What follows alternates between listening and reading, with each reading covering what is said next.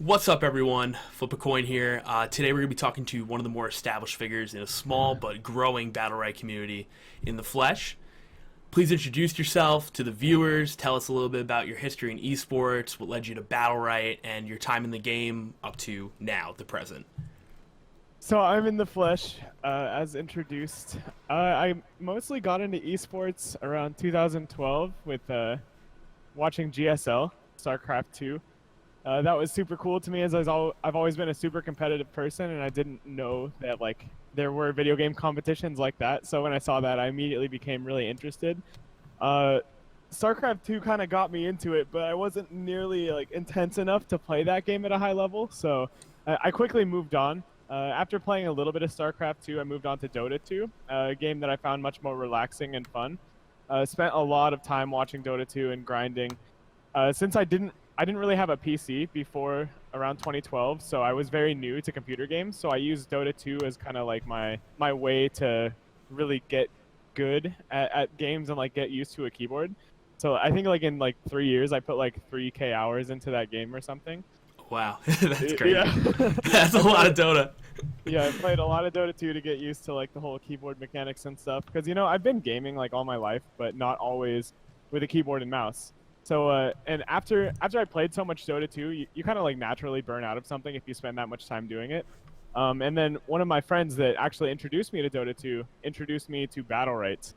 And since he introduced me to Battlerite, it kind of replaced Dota 2 for me as the game that I've been putting a lot of time into. And I'm really happy I found it and ended up where I am. Excellent. Out of curiosity, on a little side note, were you ever aware of the pre-incarnate of Battlerite Bloodline Champions? Because funny No. enough, for me, I don't even play all that much Battlerite. I follow it competitively more so, but that was one of the first PC games I ever picked up. Bloodline Champions was one of the first games I ever put on my computer, aside from WoW. That's kind of funny. You ended up where you are here. Yeah, it's a little bizarre like that, but I find a lot of people, it's kind of like one way or the other. They either were previously a Bloodline Champions player and very much about it, or they have no idea what it is. But Yeah.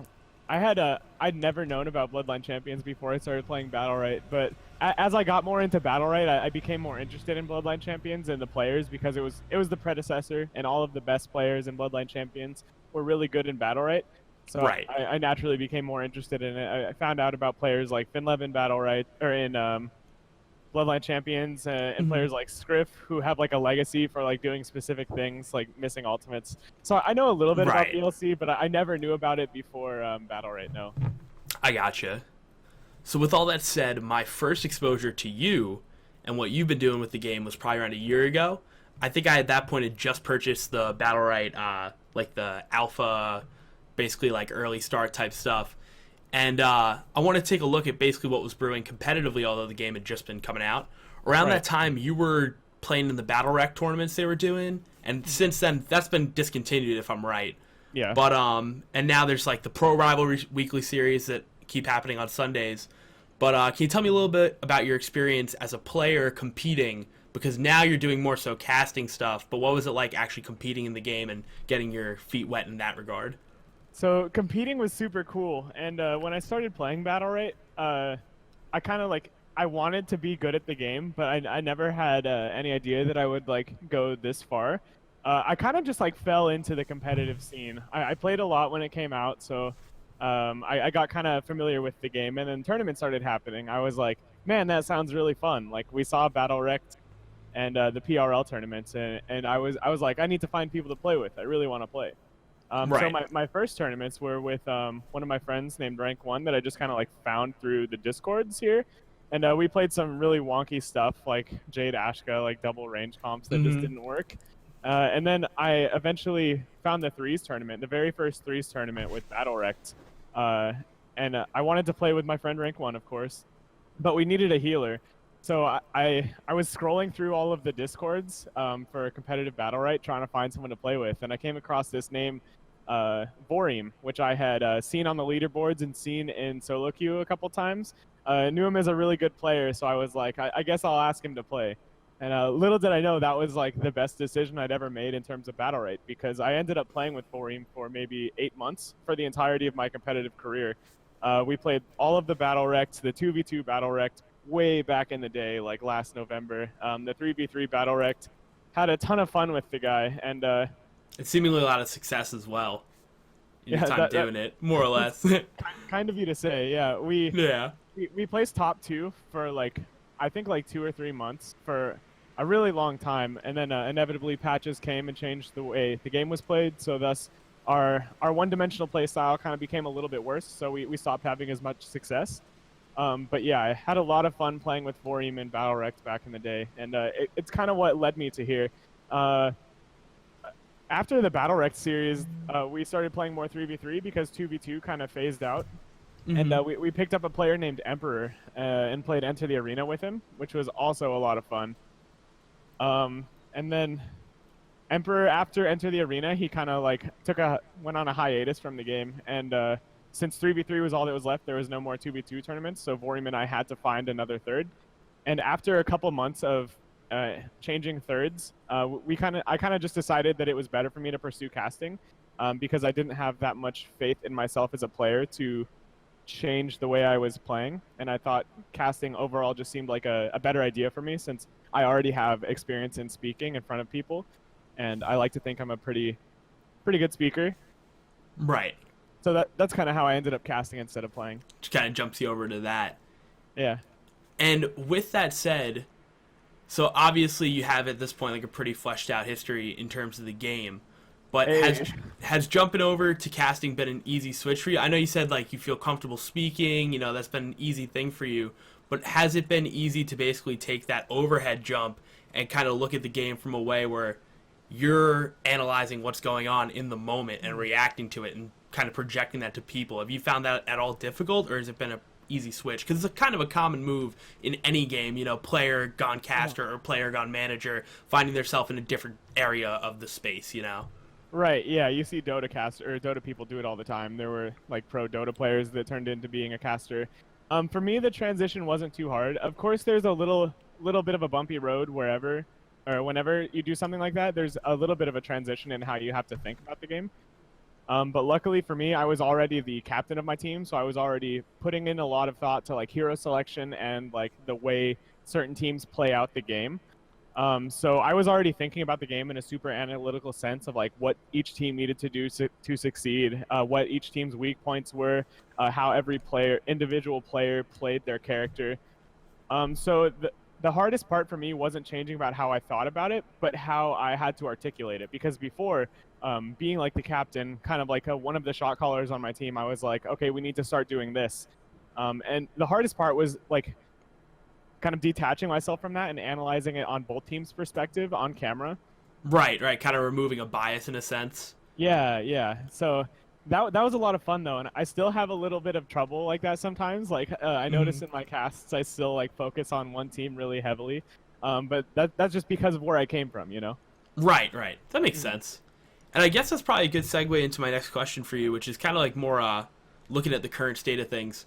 So, in terms of like the pro rivalry series that's been going on, Overconfident has seemed to basically hold the place as like the largely agreed upon #1 team in North America right now. Right. As a person who kind of has like a varied perspective on the game from being both a player and a caster, what do you think NA as a scene needs to do to kind of like step up the competition in order to produce like consistent, on par, or even like dethroning competition? Because when the competitive, I mean, is common for like a early stages competitive scene first year or two, you see kind of like a stagnant like #1, #2 team situation in a lot of games.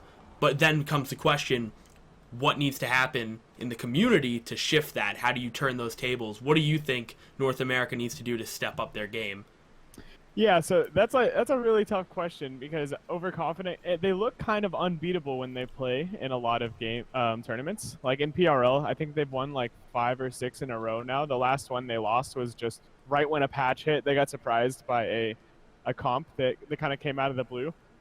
Right. But I think the thing that separates Overconfident so much from their competition is their mechanical skill. Proster and Averse are unarguably two of the top DPS players in North America. So all of these other teams that try to come in and combat them are playing against players that, I don't mean to step on any toes, players that are just better than them. Like Right. Averse and Proster pretty untouchable in terms of raw skill. And with Bloom, a really, really good healer that kind of flew under the radar for a long time, sitting under them and supporting them and setting them up for success, I think it's really hard for other teams to beat them. But I think what other teams need to do are kind of just like find their stride in terms of like a surprise comp or like a surprise strategy that Overconfident won't see. Either that, or I think we need to wait a little while and see how the free-to-play player influx affects the top scene. Because unarguably, when you inject so many new players into a game, there are going to be surprises. There are going to be players that are just like, whoa, who's that guy? I haven't seen him before. He's so incredibly good. So I think when we see some of those new players that like finally start to get the game and how you play it come in, and they're just like mechanical giants similar to Proster and Diverse, I think that's when we'll see Overconfident get challenged. But until then, I think it's mostly up to like comp versus comp and outdrafting Overconfident. I could see it. So basically more so hit him with a curveball or just let time take its toll. The community grows and kind of builds naturally. Yeah, exactly.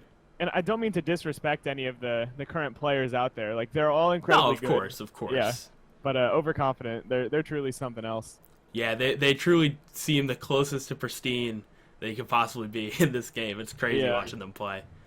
And I guess at the mention of free-to-play, again, this kind of leads me into another question, and that's, in your opinion, what does Battlerite need to do in the short term to grow as an esport? And then additionally, after that, I want to tackle long-term. Where would you like to see the game a couple of years down the line? We'll say like 2 to 3 years, because that's usually when a game picks up its stride once it's kind of like out and released. Usually like 2 to 3 after its official launch, we'll say. I think short term, the best thing for them to do for the player base is to keep hitting us with constant patches. You know, they've been doing a really good job of that the past couple months, actually. Mm-hmm. There was a period in time in early access when the patches were literally months and months in between. And it was really rough on the player base. We saw a lot of people leave, but now that patches are coming more often, I believe just yesterday, we got a new cosmetic patch and a small balance patch. I think players will be more willing to stick around and stick with the game. So short term, I think it's all about patching, updates, giving us more content to play with, just giving people reasons not to leave, you know? That makes sense. And also kind of like drawn back to my previous experiences with Heroes of the Storm, when I was doing coverage for that game and the pro scene there. It was kind of the same thing. In its early, we'll say, alpha, beta stages, there was a huge competitive interest, but the lack of changes and the lack of consistent balance pushed a lot of people away, pushed some potential superstars away from the game. And I think from my position, if I can put that out there for anyone watching this, even if you step away from the game, stick through and stay up with it. If you really think you got a potential place in the game's community as an esport, always worth checking back on, because in those early stages, development teams are kind of like getting a handle for taking care of their game and giving the players what they need competitively, and it does take time for them to get on par with that. Sometimes a damaging amount of time, you know? Yeah, I think you're absolutely right. And I think a lot of people get kind of caught up in the short term, like, oh, things haven't been going this well for like a month, or that well for like a month. But it's really important to keep the long term in mind. And that kind of leads me into your next question, doesn't it? About it actually works out pretty well. Long term for the game state, we'll say. I got the segues. But for the long term, I'm not entirely sure. As somebody that has spent most of their time thinking about playing games, I don't know, admittedly, too much about like how you promote a game or stuff like that. Long term, what I would like to see to like make the game exciting and like stick around as a competitive game are like maybe LAN tournaments or SLS sponsored tournaments. We had a few in early access with Battlerite, the Proving Grounds, and the PRL Summer Showdown. So SLS has kind of shown that they want to like kind of dip their toes in the water of supporting tournaments and like making tournaments. We also had Enter the Arena too, of course. But I think one thing I've learned from spending so much time in Dota 2 is that the competitive atmosphere of the game has a huge effect on the player base and how many people are playing the game. Like with Dota 2, you have all these like really huge tournaments that like get people engaged. and like remind people about the game, and that's like what it's all about long term, like keeping your player base engaged and keeping them wanting to play the game and giving them a reason to. And I think big tournaments and like hype and stuff like that is one way to do that. I could totally see it, and that'd absolutely be awesome to see for a game like Battlerite, to see it in a position where we're getting these like bigger LAN events and a reason to pay attention. And I think that's why you also see a lot of success rather with games like League and Dota, where the game state continues to grow, the popularity continues to grow, but players seem to always be stepping away and coming back. And that, I think, is valuable, because to play a game for 3 years straight with no breaks and not stepping away from it and not getting fed up with it is just like not a real expectation for most people. But I think something inherent in players of the previous games mentioned is an interest in what's happening competitively and an interest in seeing the game shift into a favorable state that they remember fondly, you know? So Right. when new content and new patches come out, players return. And I think building a Battlerite community that's always paying attention competitively would be an amazing thing for the game as well. Yeah, And I No, go say what you're going to say. I agree wholeheartedly. I couldn't agree with you more, and I really hope we start to see it here. Most definitely. Yeah. I think that just about wraps up what I wanted to talk about. I had one more for you, and that was just any closing statements to the community at large, words to anyone considering picking up the now free-to-play Battlerite that might be on the fence. Well, now that it's free to play, I don't see any reason for you not to give it a go. This game's truly a breath of fresh air. It's been said by so many people that have played the game, sponsored and unsponsored, but like the game is fresh. There's something new and exciting about it in comparison to playing something like League or Dota, and there's something that really just like encapsulates the fun of those games, like the team fights, the hype, the excitement, the one-on-one pride when you end up like defeating your enemy. There's a lot of unique feelings associated with this game, and I think if anything, it's worth giving a go for 10 minutes. Matches are short. There's almost no reason to just go in, play the tutorial for 10 minutes, play a 10-minute match, and see if you want to stick around.